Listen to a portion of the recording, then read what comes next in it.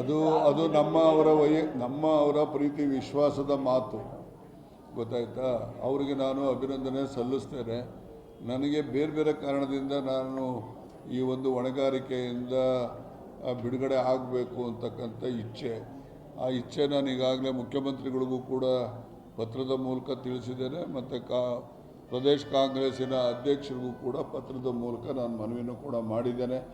ಇವತ್ತಿನ ಸಭೆಯಲ್ಲಿ ಸನ್ಮಿತ್ರ ಶಾಸಕರುಗಳಿಗೂ ಕೂಡ ಇರಿ ಸರ್ ನೀವೇನೆ ಅಂತಕ್ಕಂಥ ಮನವಿನೂ ಕೂಡ ಮಾಡಿದ್ದಾರೆ. ಅವರ ಒಂದು ಸದಿಚ್ಛೆಗೆ ನನ್ನ ಒಂದು ಅಭಿನಂದನೆಗಳನ್ನು ಕೂಡ ನಾನು ಸಲ್ಲಿಸ್ತೇನೆ. ಯಾವ ಅಧಿಕಾರ ಯಾರಿಗೂ ಶಾಶ್ವತ ಇಲ್ಲ.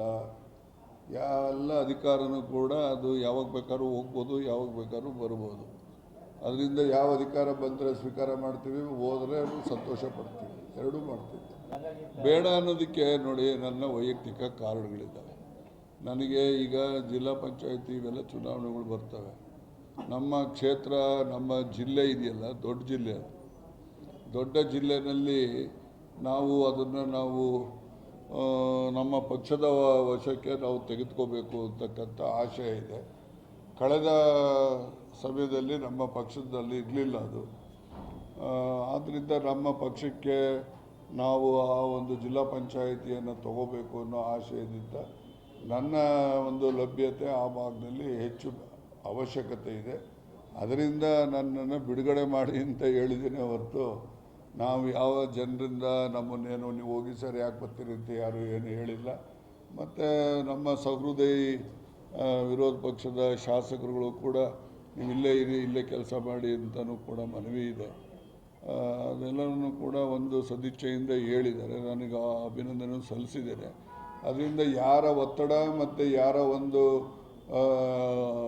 ಮಾತಿನಂತೆ ನಾನು ಇಲ್ಲಿ ಉಸ್ತುವಾರಿ ಬೇಕಿಲ್ಲ ಅಂತ ಹೇಳ್ತಾ ಇಲ್ಲ. ಅದು ನನ್ನ ವೈಯಕ್ತಿಕವಾಗಿ ಒಂದು ಅಭಿಪ್ರಾಯವೇ ಹೊರತು ಅದು ಯಾರೊಬ್ಬರ ಸಲಹೆ ಮೇರೆಗಾಗಲಿ ಯಾರೊಬ್ಬರು ಒತ್ತಾಯದ ಮೇರೆಗಾಗಲಿ ಅಲ್ಲ ಅಂತಕ್ಕಂಥದ್ದನ್ನು ಮತ್ತೆ ನಾನು ಸ್ಪಷ್ಟ ಮಾಡ್ತೇನೆ. ನಾನೀಗಾಗಲೇ ನಿಮ್ಗೆ ಹೇಳಬೇಕು ಅಂತ ಹೇಳಿದ್ರೆ, ಯಾವತ್ತು ಜೂನ್ 26 5ನೇ ತಾರೀಕು ಕಾರ್ಯಕ್ರಮ ಮಾಡಿದ್ದು, ನಾನು 7ನೇ ತಾರೀಕೆ ನನಗೆ ಬೇಡ ಅಂತ ಬರ್ಕೊಟ್ಟಿದ್ದೆ.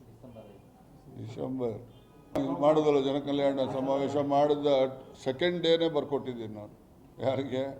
ಅಧ್ಯಕ್ಷರಿಗೂ ಬರ್ಕೊಟ್ಟಿದ್ದೀನಿ ಮತ್ತು ಮುಖ್ಯಮಂತ್ರಿಗಳಿಗೂ ಕೂಡ ಈ ಥರ ಇದೆ ಸರ್, ದಯಮಾಡಿ ಅವಕಾಶ ಕೊಟ್ಟಿದ್ದಕ್ಕೆ ಧನ್ಯವಾದಗಳು.